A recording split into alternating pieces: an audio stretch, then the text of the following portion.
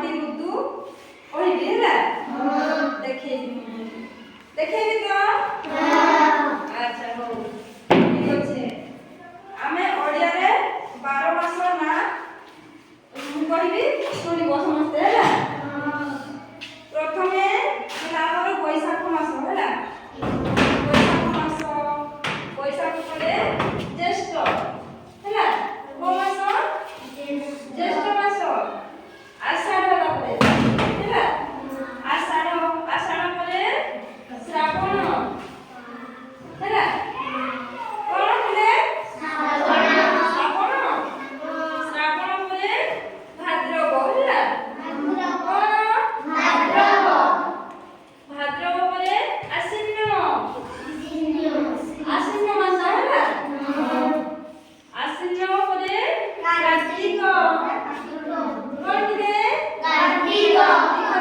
କାର୍ତ୍ତିକ ମାସ ପରେ ମାର୍ଗଶିର ମାସ ହେଲା। ମାର୍ଗଶିର ପରେ ଥିଲେ ପୌଷ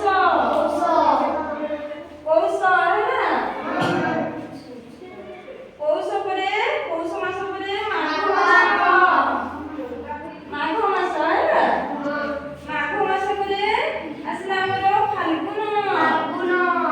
କଣ ଥିଲେ? ଫାଲ୍ଗୁନ ହେଲା। ଫାଲ୍ଗୁନ ପରେ ଚୈତ୍ର ମାସ ହେଲେ ସମସ୍ତେ ଶୁଣି ପାରୁଛ? ଏଇଟା ହଉଛି ଆମର ଲାଷ୍ଟ ହଉଛି ଚୈତ୍ର ମାସ ହେଲା। ଏଇଟା ଆମର ହେଲା ଓଡ଼ିଆର କଣ ମାସ ହେଲା। 12ଟି ମାସ ଓଡ଼ିଆରେ କୁହନ୍ତି ହେଲା। ତାହେଲେ ଓଡ଼ିଆରେ 12 ମାସ ଆମର ଜାଣିଲେ ସେ 12 ମାସର କେତୋଟି ଋତୁ? 6ଟି ଋତୁ ହେଲା।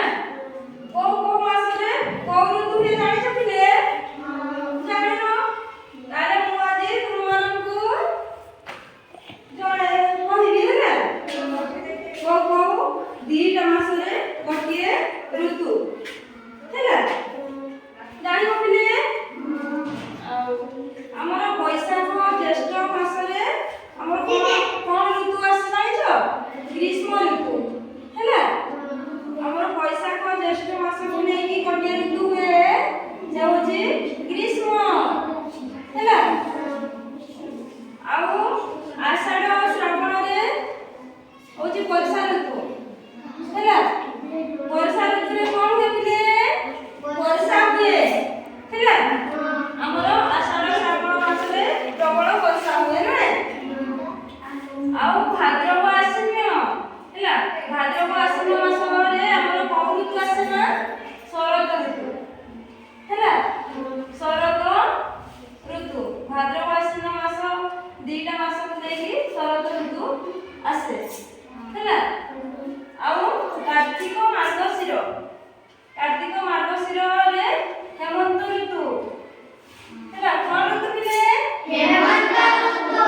ହେମନ୍ତ ଋତୁ।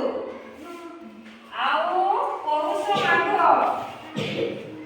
ମାଘରେ ଆମର ଶୀତ ହେଲା। ଏବେ ତ ଶୀତ ଲାଗୁଛି ପିଲେ? ଶୀତ ଲାଗୁଛି ନା ନାହିଁ?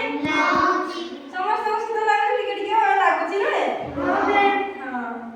ଆଉ ଶୀତ ଋତୁରେ ଆମେ ଜାଣିପାରୁଛେ ନା। ଆଚ୍ଛା। ଆଉ ଫାଲ୍ଗୁନ ଆଉ ଚୈତ୍ର ମାସରେ ବସନ୍ତ ଋତୁ ଆସେ ହେଲା। କଣ ନା ଫାଲ୍ଗୁନ ମନେ ରଖିବ ପିଲେ ହେଲା। ଫାଲ୍ଗୁନ ଚୈତ୍ର ମାସରେ କଣ ଋତୁ ନା? ବସନ୍ତ ଋତୁ। ବସନ୍ତ ଋତୁରେ ଆମର ଫୁଲ ଫଳ ସବୁ ଆସେ, ନୂଆ ପତ୍ର ଆସେ ହେଲା। ପିଲାମାନେ ଆଉ ଜାଣିପାରିଲ କୋଉ 2ଟା ମାସକୁ ନେଇକି ଆମର କୋଉ ଋତୁ ହୁଏ ଜାଣିପାରିଲ ପିଲେ ହେଲା। ଆଉ କହିଲ ଦେଖି କୋଉ ମାସରେ ଆମର ଶୀତ ଋତୁ ଆସେ? କୋଉ ଋତୁରେ ପିଲେ ଶୀତ ଋତୁ କହିଲ ଦେଖି। ଶୀତ ଋତୁ କୋଉ ଆସେ କହିଲ ଦେଖି? ପୌଷ ଆଉ ମାଘ ହେଲା। କହିଲ ଦେଖି କୋଉ ମାସରେ?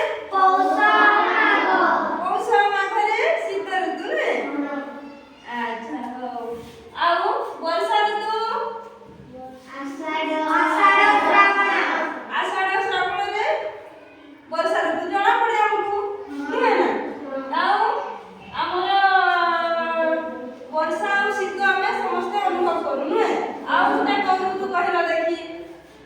ବୈଶାଖ ଆଉ ଜ୍ୟେଷ୍ଠ ମାସରେ ମଧ୍ୟ ଗ୍ରୀଷ୍ମ ଋତୁ ଯୋଉ ଆମକୁ କ'ଣ ପ୍ରବଳ ଖରା ଅନୁଭବ ହୁଏ ନୁହେଁ ନା।